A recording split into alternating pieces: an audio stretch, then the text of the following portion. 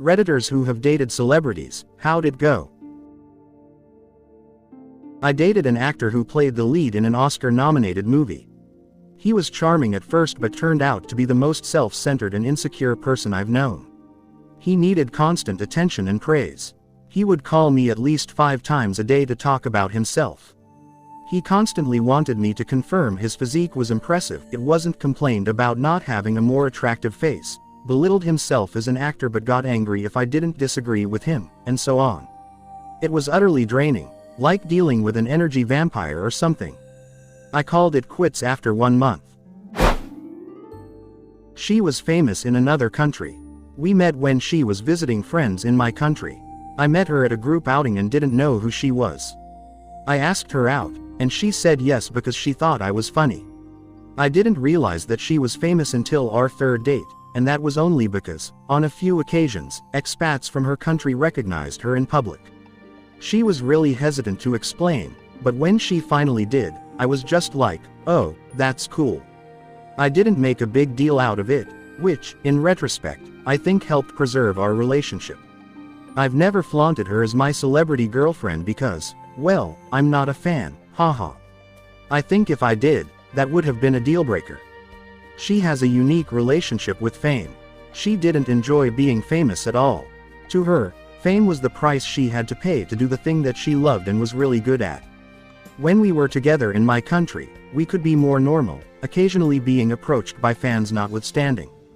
The couple of times I visited her in her country, we spent most of our time in the hotel or in places where her privacy could be guaranteed. Eventually, she quietly withdrew from the public eye and moved to my country. We've been married for 7 years now, and I'm constantly on the lookout for signs that mommy's talents got passed on to either or both of our kids, haha. Edit. She gave me permission to share some more info.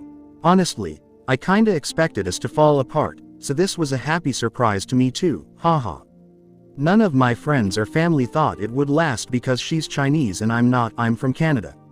My Mandarin was functional at the time, and so was her English, so we communicated through a Chinglish hybrid and Google Translate. My Mandarin has improved a lot because of her, and her English has improved because of our kids. She was an actress on Jiangsu TV. Her big break, and the thing that fans approach her for most often even today, was having one of the starring roles in an extremely popular TV drama back in the early 2010s. One of the things she hated about fame was how people who met her in public would talk to her as if she was actually that character. After that show, she continued working with relative success, but nothing was ever as big as that one show. I imagine it's like the guy who played Joffrey on Game of Thrones today if he only kept acting. A lot of people in the comments talked about celebrities being self-centered and catered to, and to be honest, she was the same way to an extent. I asked her once why she would choose me over her career, and she said that she knew she had a quick temper, but when she would get angry or frustrated, I would try to cheer her up, which apparently no one did. They would all just duck and hide, even her parents, but not give in to her, which apparently also no one did, which her best friend told her she needed in life. She hadn't intended to leave China or the entertainment industry forever. Her original plan was to get married, get Canadian resident status, take a break for a year or 2, and then go back to work. But during those couple of years, I guess she got used to the peace and quiet and just never went back. Once we had our first child, she put everything into being a mom. As time has gone by, people make less and less of a fuss about her former career. Sometimes, she'll meet someone new, and they might be like, holy shit, you're so-and-so from whatever. But that's about it. After 7 years away and 2 kids, she looks different from how she used to. She's still beautiful though, at least I think so. Smiley face. And she still has acting and singing in her. Storytime at our house is freaking epic, let me tell ya, haha. He was a D-lister. Very charismatic and handsome, but he wasn't getting much work, so he was bitter. He knew how much I was into him, to the point where I gave him money to help with bills, etc. I was foolish. He used me, and now he's back in the circuit with a new young woman, doing all the things he promised to do with me. So I guess I'm bitter now, but the experience helped me learn to be tougher. He may be doing well, but he's always going to be a nasty person on the inside, and karma will get him. I dated and am still close friends with a retired model. In his early career, he was a model for A&F, featured on the bags and huge posters in the stores, the whole early 2000s scene. He's really nice to look at, especially now in his 30s. He's such a sweetheart, the kindest man on the planet, thinks the best of others, genuinely kind-hearted, and he is completely unaware of being admired. He just assumes all people are really nice. He gets hit on left and right and doesn't even notice. My theory is that he's one of those rare people who has been attractive since birth, so he doesn't realize he's playing on God mode, instead of hard mode, like the rest of us. We didn't make it as partners long-term because massaging his ego is a full-time job. He's cripplingly insecure, needs a constant cheerleader to boost him up and compliment his appearance, workout, etc. As his bestie and occasional FWB when we are in the same city, I can tease him and give him honest feedback in a way he would never be able to handle from a romantic partner. Far superior, I'd say. I was working as a waiter in a fancy restaurant in a Napa winery, paying my way through college. She and her extended family of 10 came in for dinner and drinks, with her extremely wealthy grandfather at the head of the table for his 70th birthday dinner. I had served him before and knew to have his favorite ashtray for his cigar waiting at his seat. At the end of the night, he tipped me extremely well and complimented my intelligence and work ethic profusely. After I told him it was always a pleasure and wished him and his family an excellent night, he turned to his granddaughter and said something like, "Those boys you've been casting aside have nothing on a young man like this. In fact, you should take him to the ball next week, since you haven't chosen a date. He already knows how to dress and more about wine than that Humphrey who's been making eyes at you." The old man was very used to getting what he wanted. "Okay, Grandpa," she smiled and then looked at me with apologetic eyes. Her father gave me his card, thanked me for being a sport about all this, and then the young lady and I introduced each other briefly and exchanged personal cards. It surprised her that I had one. The ball was a yacht club event filled with people who could afford yachts bigger than my dorm building and amazing food. She knew that she had never had a normal life because both of her parents were wealthy former celebrities, and her grandparents were just wealthy. We had nothing in common except for a taste for chocolate and an attraction to women. I got dropped off at the dorms in a limo, wearing a tux and drunk on the limo's single malt. The next time I served her grandfather, I assured him that she'd find the right person for her. She came out of the closet a few years later and is now happily married.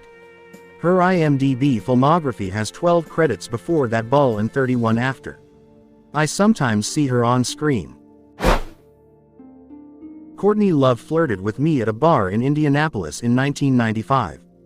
The following pathetic story is as close as I can come to relevantly participating in this thread. It was late night after her concert, Hole, at a nearby arena. She stared daggers at me when I walked in, like I thought she somehow hated me. It was a little odd, but she was a little drunk, so whatever. She walked up to me at the bar with a couple of very large guys who I assume were security. She loudly ordered me a drink and made a big deal of standing very close to me, touching my shoulder and chest repeatedly. I kind of fumbled through the conversation as the experience was pretty jarring overall. At some point, she told me that I reminded her of the character Linus from Charlie Brown. I don't know what that meant, but eventually, I kind of weaseled my way to the bathroom and then just left. This was at the now defunct The Patio nightclub in Broad Ripple. Courtney Love was a lot more attractive than you'd think in real life, and also a lot shorter than she looks like on TV. Not really short, but she definitely did not look 5 feet 9 inches like Google says she is. About 8 years ago, I met Corey Feldman at a Comic-Con.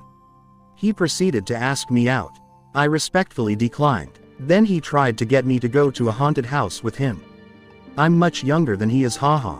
My parents say I could have been with a D-list celebrity every time we watch a movie he was in. I went on a date with a well-known actor's daughter who had done some roles herself.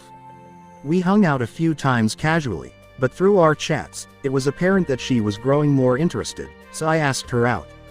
It went well, and we went to a jazz club and a bar with more drinks after, eventually reaching the point of holding hands.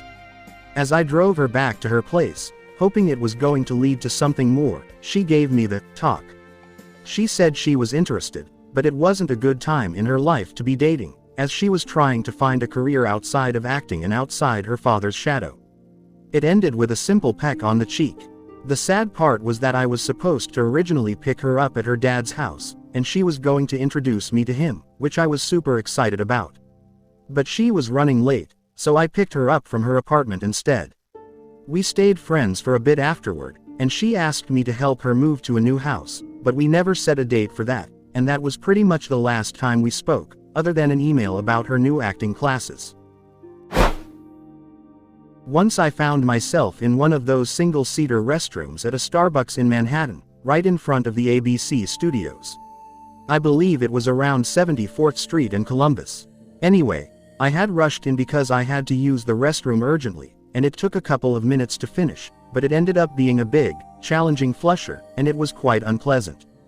By the time I got out, there was a line for the restroom, and Rosie O'Donnell was at the front of the line. I smiled at her because I recognized her, and I think she smiled back. Then she went in there. This isn't anything like dating a celebrity, but it's a pretty unique and intimate experience, I think. Thanks for watching the video. Don't forget to like and subscribe to our channel so you don't miss out on the best Reddit stories.